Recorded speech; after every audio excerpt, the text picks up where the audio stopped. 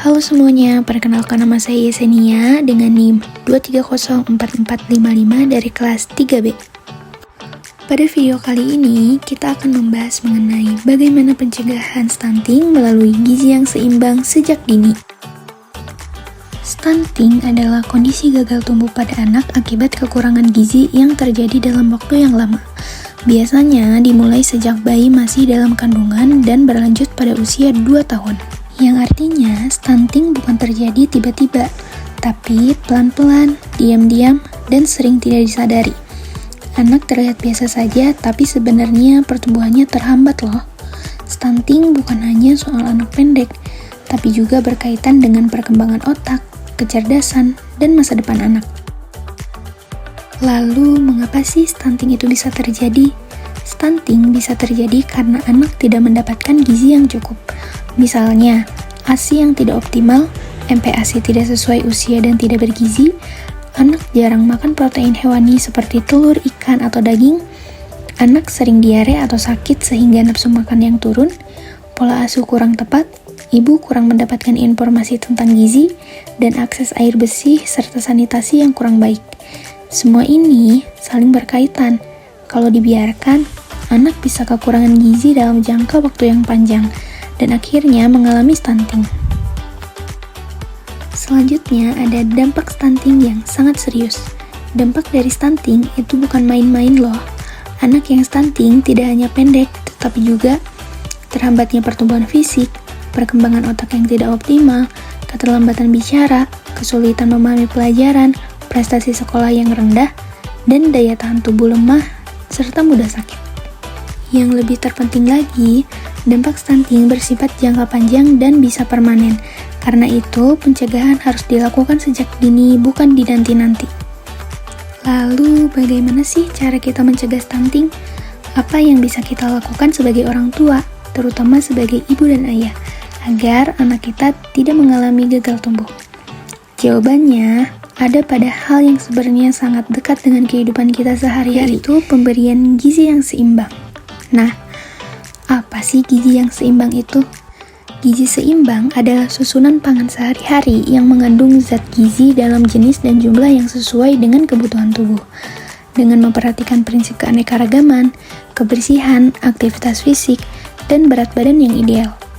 Gizi seimbang bukan berarti makanan yang mahal atau mewah, tetapi makanan yang beragam dan bergizi sesuai kebutuhan tubuh. Penerapan gizi yang seimbang harus dimulai sejak bayi, dilanjutkan pada masa balita, dan dipertahankan sepanjang kehidupan. Anak usia dini sedang berada di masa emas pertumbuhan. Otak berkembang pesat, tubuh tumbuh cepat, dan sistem imun sedang dibentuk.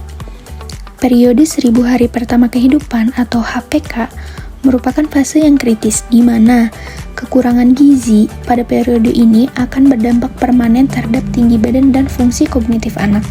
Oleh karena itu, pemenuhan kebutuhan gizi pada usia dini merupakan investasi jangka panjang bagi kualitas sumber daya manusia. Karena itu, anak membutuhkan protein untuk pertumbuhan, zat besi untuk kecerdasan, lemak sehat untuk perkembangan otak, dan vitamin dan mineral untuk daya tahan tubuh. Menu gizi yang seimbang tidak hanya memperhatikan jumlah makanan, tetapi juga kualitas, variasi, tekstur, dan frekuensi pemberian sesuai dengan usia anak. Setiap kelompok makanan memiliki peran penting dalam mendukung pertumbuhan dan perkembangan anak. Karbohidrat berfungsi sebagai sumber energi utama, protein hewani dan nabati berperan dalam pembentukan jaringan tubuh dan hormon pertumbuhan, sayur dan buah sebagai sumber vitamin, serat, dan mineral.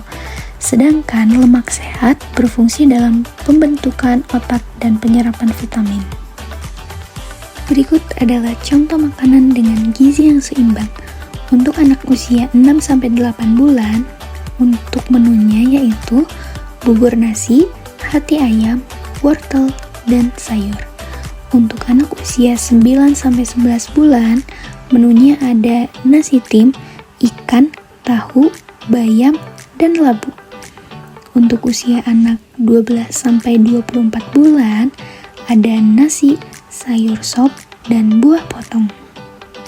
Selain melalui gizi yang seimbang, ada beberapa pencegahan stunting yang harus dilakukan. Yang pertama itu ibu hamil makan yang bergizi, yang kedua ASI eksklusif selama 6 bulan, yang ketiga MPASI yang cukup dan bergizi, yang keempat makan teratur dan bervariasi, yang kelima lingkungan bersih dan sehat, dan yang keenam rajin ke posyandu. Pemantauan pertumbuhan sangat penting loh. Dengan rutin menimbang dan mengukur tinggi badan anak, kita bisa tahu apakah pertumbuhannya sesuai atau tidak. Lalu bagaimana sih peran keluarga dan masyarakat? Keluarga adalah sekolah pertama bagi anak.